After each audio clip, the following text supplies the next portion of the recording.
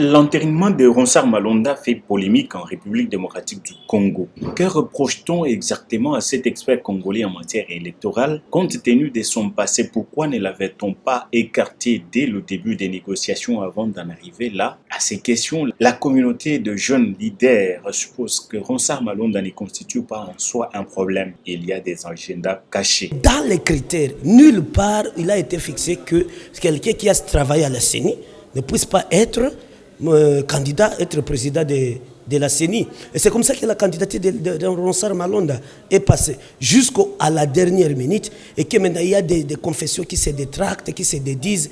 Nous trouvons que ces confessions religieuses que nous regrettons parce que hier on savait que là où on pouvait encore trouver la vérité, la sincérité, c'était dans les confessions religieuses. Aujourd'hui, elles sont en train de décevoir et ça nous donne matière à réflexion. Au départ, vous avez commis l'erreur. Assumez-vous. Cette église doit apprendre que la RDC n'est pas un État papal, c'est un État laïque, et bien qu'ils doivent se comporter comme tout peuple, tout citoyen congolais. Je crois qu'ils ont des agendas qui sont en train de cacher pour ce pays, et nous disons non. Par ailleurs, ces mouvements citoyens pensent que cette question doit appartenir au passé. Et là, j'appelle les formations politiques, lisez la loi. On ne dirige pas un pays par la rue.